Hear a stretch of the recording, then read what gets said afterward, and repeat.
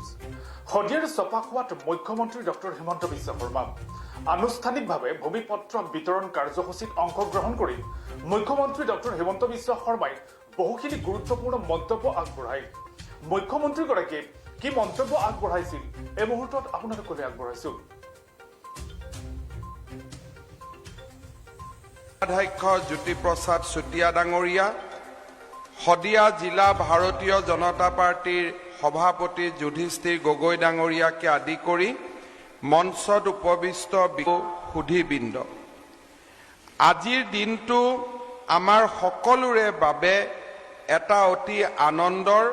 আৰু স্মৰণীয় দিন। আমি সকলোৱে জানো যে শদিয়াত মৰাণ, মটক, গোৰ্খা আদি জনগোষ্ঠীৰ লোকসমূহে ভূমিৰ অধিকাৰৰ পৰা বঞ্চিত হৈ আছে। মোৰ মনত আছে যোৱা নিৰ্বাচনৰ সময়ত বলিন চেতিয়া ডাঙৰীয়াই মোক অনুৰোধ কৰিছিলে যে আমাৰ খিলঞ্জীয়া লোকসকলে ভূমিপট্টা পাব লাগে। খিলঞ্জীয়া লোকসকলৰ ভূমিসকলৰ বিশেষকৈ যিসকলে আগত ইয়াত ভূমিৰ অধিকাৰ ভোগ কৰি আছিল তেওঁলোকৰ লগতো আমি আলাপ আলোচনা কৰিছিলোঁ আৰু তেখেতসকলেও আমাক কৈছিলে যে যদিহে আমাৰ এই কথাখিনি পাতি থাকোঁতেই নিৰ্বাচন আহি গ'ল আৰু নিৰ্বাচনৰ সময়ত আপোনালোক সকলোৱে বলিন চেতিয়া ডাঙৰীয়াক পুনৰবাৰ বিপুল ভোট চেতিয়া ডাঙৰীয়াই আগতকৈও বহুত বেছি ভোট লাভ কৰিবলৈ সক্ষম হৈছিল, যাৰ বাবে মই আপোনালোকক ধন্যবাদ আৰু কৃতজ্ঞতা জনাইছোঁ। নিৰ্বাচন হাতত লৈছিলোঁ যে শদিয়াত যিটো প্ৰতিশ্ৰুতি দি আহিছিলোঁ সেই প্ৰতিশ্ৰুতিখিনি যাতে আমি পূৰণ কৰিব পাৰোঁ। নিৰ্বাচনৰ পিছতেই আপোনালোকৰ তৃতীয়খন কেবিনেটতে আমি সিদ্ধান্ত ল'লোঁ যে শদিয়াৰ ট্ৰাইবেল বেল্ট এণ্ড ব্লকত মৰাণ, মটক, চুতীয়া, আহোম এই গোটেই জনগোষ্ঠী, গোৰ্খা জনগোষ্ঠী সকলোৱে মাটিৰ পাৰিব। এই সিদ্ধান্ত লোৱাৰ লগে লগে আমি সকলোৱে জানো যে লোকপ্ৰিয় গোপীনাথ বৰদলৈ ডাঙৰীয়াই অসমত প্ৰথম ট্ৰাইবেল বেল্ট এণ্ড ব্লক গঠন কৰিছিল। ট্ৰাইবেল বেল্ট এণ্ড ব্লকৰ উদ্দেশ্য আছিল যাত স্থিত আছিল সেই সময়ত অবৈধ অনুপ্ৰৱেশকাৰীসকল অসমত সোমাব আৰম্ভ হৈছিল। জনজাতীয় লোকসকল যাতে কেতিয়াও ভূমিৰ অধিকাৰৰ পৰা বঞ্চিত নহয়। ব্লক গঠন কৰোঁতে কেইটামান জনগোষ্ঠীৰ নাম প্ৰটেক্টেড ক্লাছ কৰিলে, যেনে গ্ৰেজিঙৰ বাবে গোৰ্খা, চিডুল কাষ্ট নহওক কিয় আহোম, চুতীয়া, মৰাণ, মটক এই কমিউনিটিখিনিৰ নাম বা গোৰ্খা কমিউনিটিৰ নাম গ্ৰেজিয়াছ হিচাপে আছিল, বাট সম্পূৰ্ণ কমিউনিটি হিচাপত নাম উল্লেখ। আৰু আজি শদিয়া ৰাইজৰ হাতত আমি ভূমিৰ পট্টা তুলি দিলোঁ। স্বাধীনতাৰ ৭৫ বছৰ পিছত প্ৰথমবাৰৰ বাবে শদিয়াত এয়া আমাৰ চৰকাৰখনৰ এক বিৰাট ডাঙৰ সফলতা। আমাৰ জনজাতীয় লোকসকলৰ কৃষ্টি সংস্কৃতিও যাতে পিছ পৰি নাযায়, ট্ৰাইবেল বেল্ট এণ্ড ব্লকো গঠন কৰিছোঁ য'ত ১০০% জনজাতীয় লোক থাকে আৰু যাতে আমাৰ মাজত কোনো ভুল বুজাবুজিৰ সৃষ্টি নহয়। ভুল বুজাবুজিৰ যিবিলাক কাৰণ আছিল সেই কাৰণবিলাক আঁতৰাই আজি আমি এটা মহান জাতি নিৰ্মাণৰ কামত আমি নিজকে ব্ৰতী কৰিছোঁ। ইয়াৰ পিছত কিছু প্ৰচেছ থাকি যায়। আমি মিছন বসুন্ধৰা নামে এটা নতুন আঁচনি হাতত লৈছোঁ, যাৰ জৰিয়তে সমগ্ৰ শহৰৰ লগতে শদিয়াতো এই জৰীপৰ কাম আৰম্ভ হৈছে আৰু আপোনালোকে যোনে যেনেকে মাটি ভোগ কৰি আছে আপোনালোকে মাটিৰ অধিকাৰো পাব। আৰু আপোনালোকে যে অসম চৰকাৰে ২০১৯ চনত এটা সিদ্ধান্ত লৈছিলে যে টাউনৰ ৫ কিলোমিটাৰ এৰিয়াৰ ভিতৰত মানুহ যদি 5 কিলোমিটাৰ বুলি কৈ দিও আৰু তো শদিয়া একো নাথাকিবই। সেই কাৰণে আমি সেই নিয়মৰো পৰিৱৰ্তন কৰি আপোনালোকে যোন য'ত আছে তেনেকে এটা মানুহৰ মাজত আৰু এটা থাকে যে আমি ইয়াত কোনে অধিকাৰ পাম আমাৰ শিডিউল কাষ্ট মানুহ যিমান আছে মৰাণ মটক চুতীয়া আহোমৰ লগে লগে মানুহক আমি বুজো যিমান নমক্ষুদ্ৰ মানুহ আছে সকলোৱে ট্ৰাইবেল বেল্ট এণ্ড ব্লকত মাটিৰ অধিকাৰ পাব আমাৰ ইয়াতে যিমান মালা মানুহ আছে থালু আছে ঝালু আছে মালু আছে বনিয়া ধুবি দুক্তা এই গোটেই মানুহসকলে ইয়াত মাটিৰ অধিকাৰ পাব মোক কিছুমান মানুহে গৈ কৈছিল আমি বঙালীসকলে নাপাওঁ নেকি আমি অসমীয়াসকলৰো শিডিউল কাষ্টখিনিয়ে পাম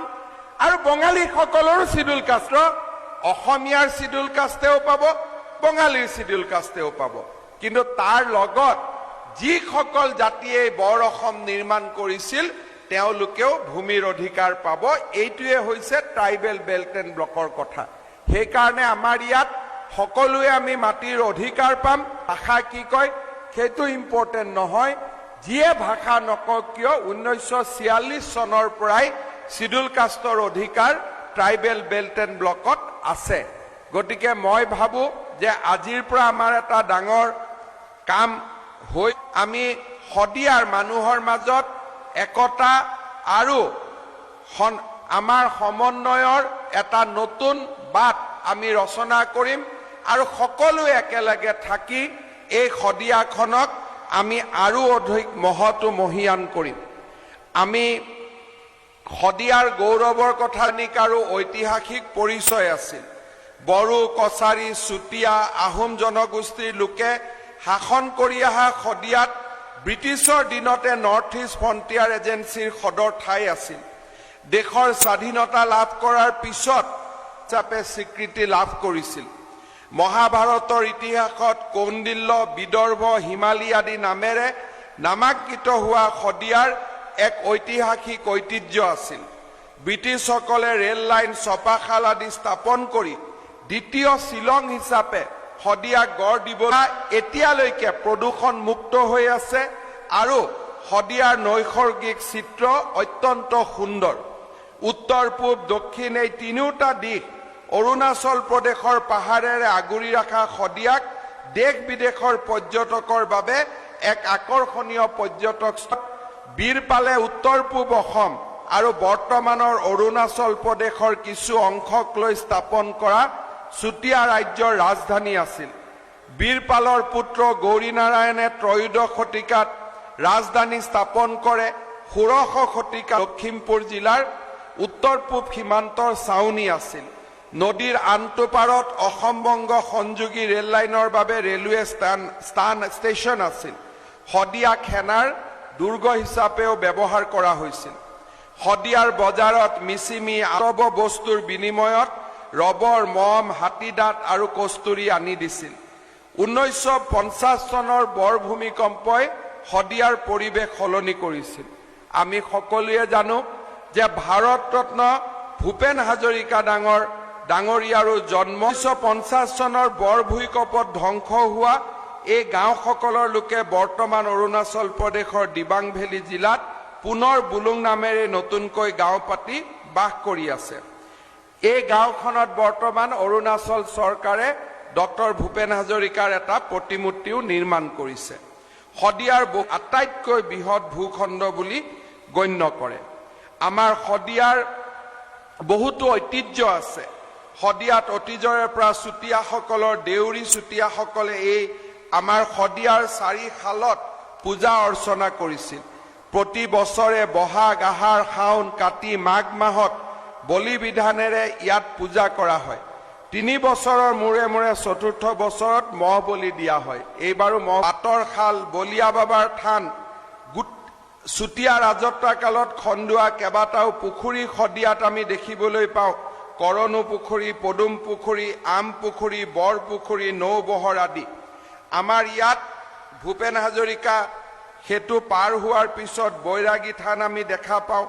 প্ৰতিমা গড়ৰ ভগ্নাশেষ আমি দেখা পাওঁ এক প্ৰকাৰ ক'ব গ'লে শদিয়া ইতিহাস আৰু পৰ্যটনৰ ফালৰ পৰা অসমৰ ভিতৰতে এক গুৰুত্বপূৰ্ণ স্থান শদিয়াৰ দলং হ'ল আজি আমাৰ শদিয়াক যোনে শাসন কৰিছিল তেওঁলোকৰ মাটিৰ পট্টা নাছিল চুতীয়াসকলে আপোনালোকে চিন্তা কৰক ৰজাৰ ঘৰৰ মাটিৰ পট্টা নাছিল শদিয়াখোৱা গোহাঁই ইয়াত আছিল আহোমসকলৰ মাটিৰ ডাঙৰ হাততালি হ'ব লাগে এতিয়া আমাৰ সন্মুখত আহিছে যে শদিয়াৰ ইতিহাসক সন্নিৱিষ্ট কৰি কেনেকৈ আমি এখন আধুনিক শদিয়া আমি নিৰ্মাণ কৰিব পাৰোঁ শদিয়াৰ আটাইতকৈ ডাঙৰ সমস্যা আছে বানপানী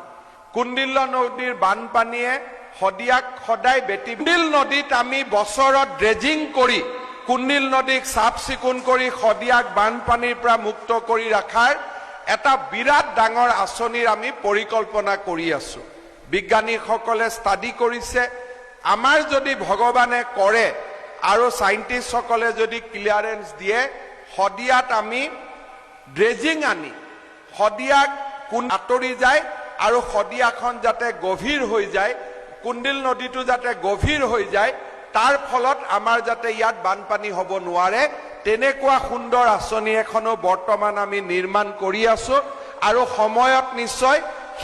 সেই বিষয়ে আপোনালোকৰ লগত আৰু কথা পাতিম আৰু মোৰ বিশ্বাস যে আমি এই ক্ষেত্ৰত আগবাঢ়ি যাব পাৰিম মই বহুত দীঘলীয়া কথা নাৰ্ছিং কলেজ পাতিম কৈছিলো নহয় সেইখনো মোৰ মনত আছে নিশ্চয় আমি সেই কামটো আমি কৰি দিম শদিয়াত যদি আজি আমি মাটিৰ পট্টা দিছো তাৰ লগত আজি আৰু এটা গুৰুত্বপূৰ্ণ কাম সম্পূৰ্ণ হ'ল আমাৰ অসম ইলেক্ট্ৰিচিটি গ্ৰিড কৰ্পোৰেশ্যন আৰু পাৱাৰ গ্ৰিডে মিলি শদিয়াত আজি বুজাব যাওঁ যে 132-33 এটোৰ মানে কি আটাইতকৈ 400 কেভিৰ যিবিলাক লাইন থাকে তাত খুব বেছি ভল্টেজৰ পাৱাৰ থাকে তাক আমি কেতিয়াও মানুহৰ ঘৰত আনিব নোৱাৰো ইলেক্ট্ৰিচিটিটো লাহে লাহে লাহে লাহে কমি আহে 400ৰ পৰা তাক নমাই আনিব লাগে 120ত 120ৰ পৰা নমাই আনিব লাগে 33ৰ পিছত নমাই আনিব লাগে 11 আৰু 11ৰ পৰাহে আমি কানেকশ্যন ল'ব পাৰো এতিয়া শদিয়াত 132টো নথকা বাছিলো আৰু 132টো ক'ত আছিল অৰুণাচল প্ৰদেশত তাৰ পৰা আমি আনোতে কেবাটাও 33ৰ মাজেদি আনি শদিয়াত উপস্থিত হওঁ মানে পাৱাৰটো কমি আহি আছিলে এতিয়া আমি কি কৰিছো ৰূপাইৰ পৰা ব্ৰহ্মপুত্ৰ নদীৰ মাজেৰে 9টা ডাঙৰ টাৱাৰ নিৰ্মাণ কৰি শদিয়ালৈ আমি ডাইৰেক্টলি 132 কেবি নমাই আনিলো এতিয়া এই 132 কেবিৰ পৰা কৰিব পাৰিম ইয়াৰ ফলত কি লাভ হ'ব শদিয়াত যদি কেতিয়াবা উদ্যোগ আহে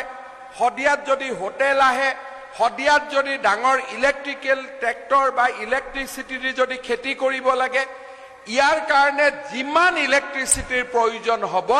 হিমান ইলেক্ট্ৰিচিটি এতিয়া শদিয়াত 132 কেবি আহি ইয়াতে জমা হৈ থাকিব এইটো এটা 132 কেবি তাত কিমান ইণ্ডাষ্ট্ৰি আছে তেনেকুৱা সমান ইলেক্ট্ৰিচিটি এতিয়া শদিয়াত মজুত থাকিব অৰ্থাৎ 132 কেভিয়ে ল'ব পৰা সাবষ্টেচনত ইলেক্ট্ৰিচিটি থাকিব শদিয়াৰ সকলো অঞ্চললৈকে এতিয়া আমি কোৱালিটি পাৱাৰ আমি দিব পৰা হ'ম এইটো এটা বহুত ডাঙৰ কাম এটা আজি হ'ল ভূমিৰ আজি দিনটোত সংযোজিত হ'ল আমাৰ দুজন মন্ত্ৰী আছে মইতো এনে নাম লৈ আছো আসলতে কোনে কৰিলে মাটিৰ পট্টাৰ কাম কৰিলে আমাৰ ৰাজহ মন্ত্ৰী যোগেন মহান ডাঙৰীয়া তেওঁৰ কাৰণে এটা হাত চাপৰি আৰু আজি ইয়াতে ইলেক্ট্ৰিচিটিৰ কামখিনি কোনে কৰি দিলে আমাৰ শক্তি মন্ত্ৰী বিমল বৰা ডাঙৰীয়া দুইজনকে মই ধন্যবাদ আৰু কৃতজ্ঞতা জনাইছো আৰু বলিন চেতিয়া প্ৰধান বৰুৱা নাথাকিলেতো একোৱে নহ'ল তাত কেইটামান ইচ্ছা আছে পৰ্যটনৰ দৃষ্টিভংগীৰ পৰা মোৰ মনত ইয়াত ইচ্ছা আছে ডাঙৰ এটা বাঁহৰ এখন পাৰ্ক বনোৱা যাতে বেম্বুৰ ওপৰত বহুত ধৰণৰ আজিকালি বাঁহৰ প্ৰজাতি আছে এই গোটেইবিলাক যদি আমি শদিয়াত ৰাখিব পাৰো বহুত ডাঙৰ ডাঙৰ পৰ্যটক শদিয়ালৈ আহিব আৰু শদিয়াত কোনো প্ৰদূষণো নাথাকিব কাৰণ বাঁহৰ পৰা একো ক্ষতি নহয় শদিয়াৰ মথাউৰিবিলাকৰ কাৰণে আমি চিন্তা কৰিছো লাহে লাহে এই কামবিলাক হৈ আছে আপোনালোকে দেখিব যে এই 5 বছৰত শদিয়াৰ জীৱনলৈ বহুত পৰিৱৰ্তন আহিব আমাৰ শদিয়াখন বহুত বেছি আগবাঢ়ি যাব এই প্ৰতিশ্ৰুতি মই আপোনালোকক আজি দিব পাৰো মোক শদিয়া কলেজতো আজি মাতিছিল এটিএম এটা উদ্বোধন কৰাৰ বাবে সময়ৰ নাটনিৰ বাবে মই যাব নোৱাৰি ইয়াৰ পৰাই মই বহুত বেছি দীঘলীয়াকৈ নকওঁ পুনৰবাৰ আপোনালোকক মই ধন্যবাদ আৰু কৃতজ্ঞতা জনাইছো আমি 5 ঘৰ 5টা পৰিয়ালক আজি আমি ইয়াতে পট্টা দিলো কিন্তু 1043টা ফ্যামিলিৰ পট্টা আমাৰ ৰেডি হৈ আছে এছডিসি অফিচৰ পৰা আপোনালোকক দিব আৰু এছডিসি অফিচত আজিকালি গলে দালাল খন্দুহে নিসংকোচে আপোনালোকে গৈ পেলাই ধুনীয়াকৈ এছডিসি অফিচৰ পৰা আপোনালোকে পট্টাখিনি পাব বলিন চেতিয়া ডাঙৰীয়াই বিতৰণৰ ব্যৱস্থা কৰি দিব আৰু অহা কিছুদিনৰ ভিতৰত আন যিসকল মানুহে পাব লাগে সকলোকে পোৱাৰ ব্যৱস্থা আমাৰ ডিসি মহোদয়ে কৰি দিব আৰু সকলোৱে আমাৰ মাটিৰ অধিকাৰ লাভ কৰিব খালি টাউনৰ কাষত যিখিনি মই কলো তাৰ কাৰণে মোক দুমাহমান সময় লাইটো অলপ লাহে লাহে যায় কিন্তু যোগেন মহান ডাঙৰীয়া আছে আমি অসমৰ যিবিলাক টাউন ব্যৱসায়িক টাউন নহয় সকলো টাউনতে আমি এই ৰেষ্ট্ৰিকশনটো উঠাই দিব লাগে অকল খদিয়া বুলিয়ে নহয় ব্যৱসায়িক জোৰহাট ডিব্ৰুগড়ৰ কথা বেলেগ কিন্তু যিবিলাক ব্যৱসায়িক হোৱা নাই নাহৰকটীয়াত এইটো ৰাখি কি হ'ব এইটো আমাৰ ঢকুৱাখানাত ৰাখি কি হ'ব জুনাইত সকলো স্থানৰ পৰা আমি ৰেষ্ট্ৰিকশনটো উঠাই দিব লাগে আৰু মই ভাবো যে অহা এমাহ মানৰ ভিতৰতে এইটো কেবিনেটত আমি পাছ কৰি দিব লাগে গতিকে এইখিনি কথা আপোনালোকক কলো মাজে মাজেতো আহিয়ে থাকিম আকৌ কলোৱে আমাৰ হালৰ